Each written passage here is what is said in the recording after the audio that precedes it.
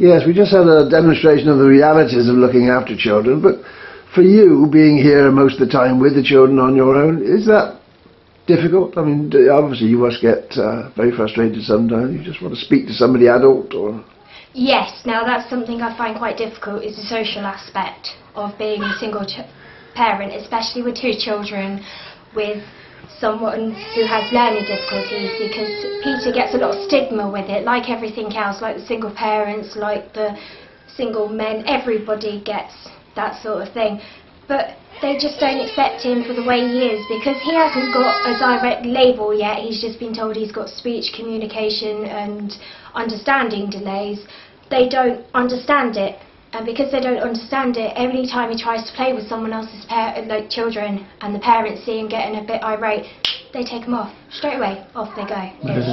No, keep away from him, keep away from him, keep away from him, keep away from him. So trying to make friends myself is very difficult, because they're always looking at the children and not at me. And you think, well, I'm a person too. Yes, I've got my two kids, but I have my own opinion, my own thoughts as well. So why isn't anybody listening to me? It gets quite difficult. Yeah, obviously, if the boy, if that's going to be a long-term occurrence, if he's not going to be easily remedied, that means they're going to have to go to different schools, presumably. So as things progress, you're going to have to take children to different schools.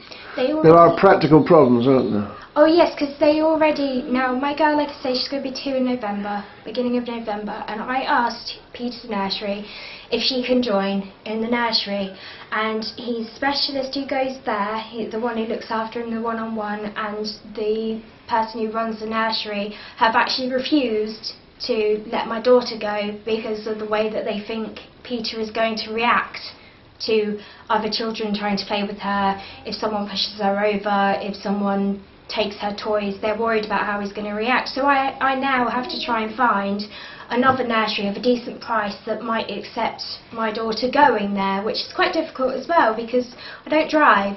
So it's, where can I send her that's close to our home, that isn't going to confuse my son and get everybody happy? It's really difficult. If you were sick, taking ill, if you catch the flu or something, what happens then?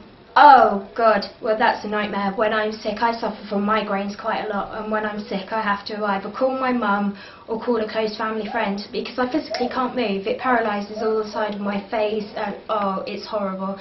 Otherwise, if no one can come and help me, I've got to walk around in agonising pain, taking painkillers when I can take them. My doctor's given me quite strong painkillers because she understands that as a single parent I can't just go, so-and-so, come here please and take my kids. I've got to carry on, no matter how ill I get, no matter how sick I get, as long as I'm not hospitalised, we have to carry on. But you were saying your mum's not very well anyway. No, my mum's not very well either. She's got endometriosis and slip discs in her back, and she's got quite a lot of problems and infections in her gums, which she has to have dental treatment for quite a lot. So she's... because you've got, you say migraine, which is a serious enough illness, especially if you're trying to bring up two children, does the system not allow for that? Does it not accommodate you with bringing somebody who can assist you when you're ill? No, that was it. I mean, we had child services for a little while who were discussing like temporary care options and things like that.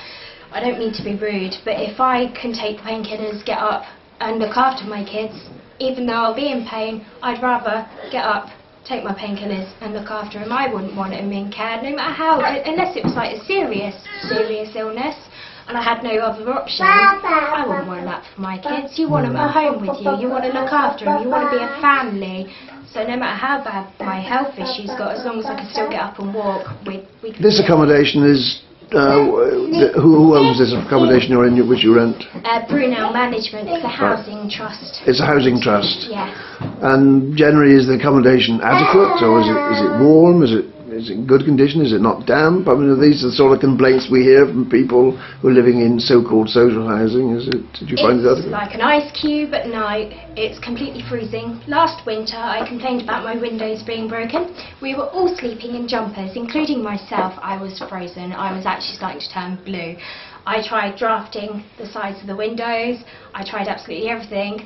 It's now gone past a year later and my windows still haven't been fixed. I phoned twice previous to complain again, and she says, well, you've got to complain sooner if they haven't been fixed, but every time I do, I get nowhere. So we're sleeping in ice cubes, and if we turn on these main heaters that you can see there, they run through £4 electric an hour. Now if you imagine, they take quite a long time to heat up as well, because they're the brick heaters, they've got brick insulation storage heaters in heaters, they're storage ones.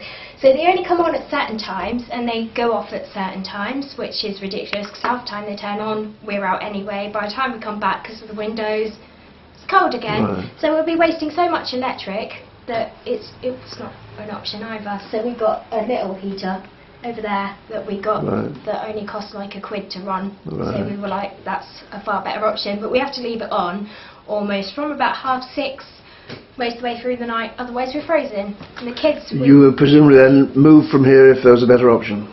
Yeah. Even if it was still only a 2-bedroom, if I had another option, I'd be gone like that, honestly. It's just to ask somebody who's supposed to... You're paying an extra £36 something odd on top of your rent for a service charge, as they call it, and we're not getting the service, we're not getting somebody coming and fixing our windows, we're not having the help, and I'm thinking, so what are we paying it for? Why would you live somewhere that isn't paying for, you're not paying for what you're getting? And is there anywhere for, are there any other children in the flats, and these are the only children here? Or? No, these are, there are some others down at the bottom, I think, that I've seen like walking out the door occasionally, but I think they're about 5, 6, and I know there are a couple of babies, only because I hear them in the hallway. And I think they're more newborn. But there's no place for children to play, or amongst to meet friends, to engage with other children? No, if you want to play, you've got to go to the hospital park, but like I say, I find that too dangerous for my children. And you've got How Davis Park, which is quite a way away as well. So. Can you deal with the issue of stereotyping of single mums, this perception of single mums scrounger on benefits? What do you say to that? Oh, I think that's ridiculous. I mean, it's not easy for single mums. We don't just get to work 9 to 5. We don't just get to pick up papers or work in an office or deal with someone else's issues for the whole day.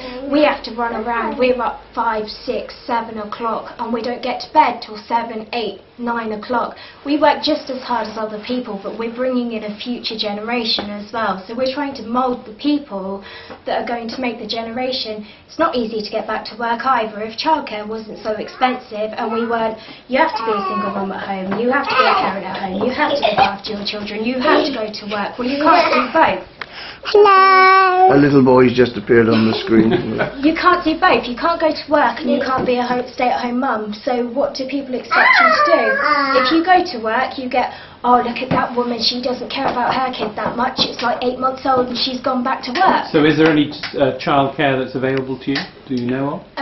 They don't advertise very well if there is, I'll tell you now. I live in town, so you would have thought if there was adequate childcare, you would be able to find it in town. It would be something that you should be advertised that can go, here you are. I mean, I've checked in the phone book a couple of times and there aren't very many in there either, just for the option, because I want to know what I can do with my future. I don't just want to sit here, and because I know that you can stay at home with your kids until they're like 15, but I don't want to do that. I know there are several parents, single parents out there that don't want to do that.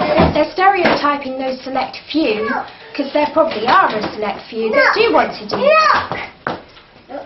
I'm sure there are some that want to do that. There's some with everybody. You get normal people that want to stay at home and do nothing, let alone single parents. But no, I don't think childcare is adequate. I think we better stop there. The children want some of your attention.